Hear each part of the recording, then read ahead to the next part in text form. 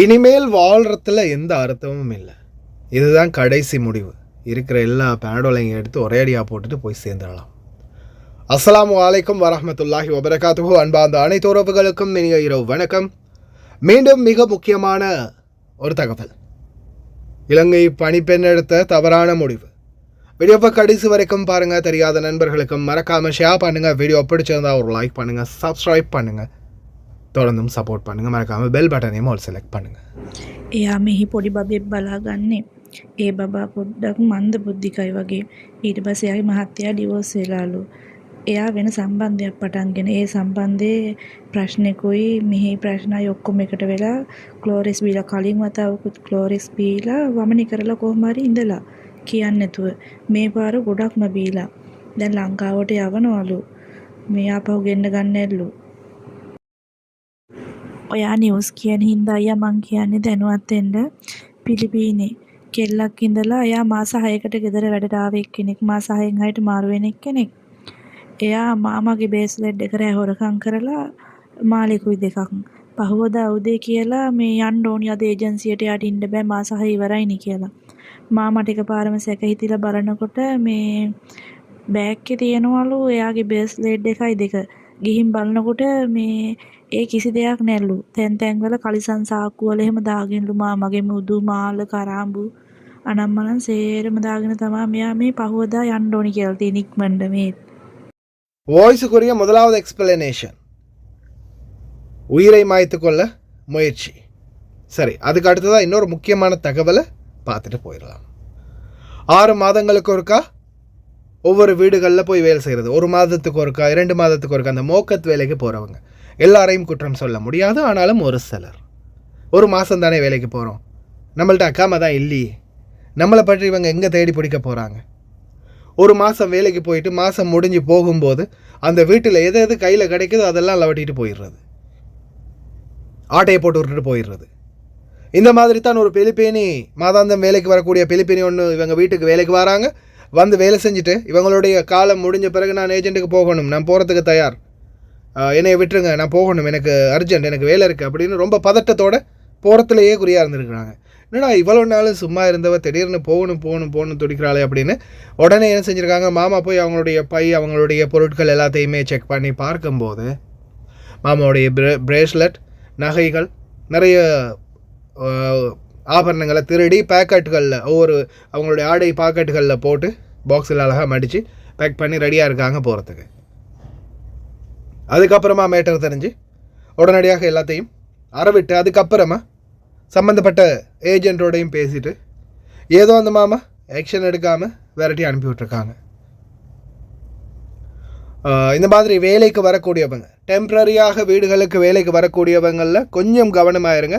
ஏன்னா அவங்க வந்துட்டு போயிடுவாங்க. போனதுக்கு அப்புறமா இன்றைக்கி நேற்று இல்லை நான் அடுத்த மாதம் அதுக்கு அடுத்த மாதம் இல்லாமல் சாதாரணமாக ஒரு 6 மாதம் கழித்தோ ஒரு வருடம் கழித்தோ அந்த வீட்டில் காணாமல் போன பொருளை வந்து தேடி பார்க்கும்போது மாமா இந்த நகையை காணுமே, இந்த பொருளை காணுமே அப்படின்னு கடைசியில் உங்கள் மேலே சந்தேகம் வர்றதுக்கும் வாய்ப்பு இருக்குது. தவறே செய்யாமல் தப்பே பண்ணாமல் கடைசியில் தண்டனை அனுபவிக்க வேண்டி கூட வரலாம். அதனால் இந்த மாதிரி வேலைக்கு வராங்களா இருந்தால் கண்ணும் கருத்துமாக இருங்க, கொஞ்சம் கவனமாக இருங்க. எல்லாரும் திருடர்கள் அல்ல, ஆனாலும் ஒரு சிலர் இந்த மாதிரி கேவலமான வேலைகள் செய்யக்கூடியவங்களும் இருக்கிறாங்க, ஞாபகம் இருக்கட்டும். அடுத்த தகவல் என்னென்னா, வீட்டில் குடும்ப பிரச்சனை. கணவனை இழந்து இந்த நாட்டுக்கு வந்து வேலை செய்கிறாங்க. வீட்டில் நான் வேலை செய்கிற வீட்டிலையும் வந்து ஒரு புத்தி சுவாதீனம் இல்லாத ஒரு பையனை பார்த்துக்கிட்டு இருக்கிறாங்க. ஃபேஸ்புக் டிக்டாக்ல ஏதோ ஒரு காதல், அதுவும் கைகூடலை, பல பிரச்சனை. கடைசியாக அதான் இருக்குது, குளோரெக்ஸ் எடுத்தாச்சு குடிச்சாச்சு. ஒரு தடவை எடுத்து வாந்தி எடுத்து ஒரு மாதிரியாக பழிச்சிட்டாங்க. 2வது தடவை ஓவர் டோஸ் ஆகிடைக்கு குடிச்சிருக்கிறாங்க. அதுக்கப்புறமா ஹாஸ்பிட்டலுக்கு கொண்டு போய் ட்ரீட்மெண்ட்லாம் பண்ணி இப்போ உடனடியாக ஃபிங்கர் வச்சு இனிமேல் குவைத்துக்கே வர முடியாத மாதிரி நாடு கடத்த போகிறாங்களாம். தயவு செய்து இந்த மாதிரி முட்டாள்தனமான வேலைகள் செய்யாதீங்க.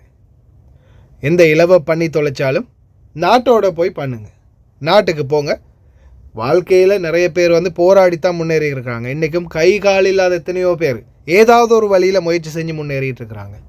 ஆண்டவன் எல்லா பலத்தையும் தந்தும் மனோபலத்தை சிலருக்கு கொடுக்காமல் விட்டுட்டான். அதை ஒரு சிலர் பயன்படுத்துறதும் இல்லை. தன்னுடைய சுய புத்தி விட்டுட்டு போகிறானா, போடா மயிருன்னு போய் தொலையிட்டும்னு விட்டுட்டு வேலையை பார்க்க வேண்டியது தானே. என்ன பண்ணுறது? போகிறவங்கள பிடிச்சி கட்டி வைக்க முடியுமா? போகிறவங்க எல்லாரும் போகட்டும்.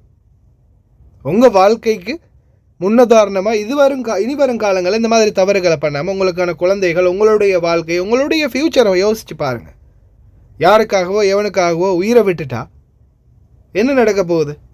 அவன் இன்னொரு வாழ்க்கையை எடுத்துகிட்டு போவான். நீங்கள் தான் செத்து போக போகிறீங்க. அதால் தயவு செய்து உங்களுடைய வாழ்க்கை, உங்களுடைய குழந்தைகள், உங்களுடைய குடும்பத்தை பற்றி சிந்திங்க. போகிறவங்க போகட்டும். நீங்கள் உங்களுக்காக வாழ பாருங்கள், முயற்சி பண்ணுங்கள். அதே மாதிரி நீங்கள் ஒவ்வொருத்தரும் செய்யக்கூடிய தவறுகளால் அந்த சமூகமே பாதிக்கும். இப்போ ஒரு இலங்கை பணிப்பெண் தவறு செஞ்சிட்டாங்கன்னும் போது இலங்கை பணிப்பெண்கள் எடுக்கிறதுக்கு அந்த வீடு எவ்வளோ நல்ல வீடு, ஜெனுவினான வீடு அப்படின்னு சொல்கிறாங்க அந்த சிஸ்டர். அப்போ அந்த வீட்டில் நல்லபடியாக வேலை செஞ்சுட்டு இருக்கக்கூடிய வீட்டில் நல்ல சம்பளம் கொடுக்குறாங்க, சாப்பாடு கொடுக்குறாங்க, எல்லா விடத்தில் நல்லா கவனிக்கிறாங்க. இந்த மாதிரி நல்ல பொண்ணான வீடுகள் கடைசியில் நம்மளுக்கு கிடைக்காம போயிடும்.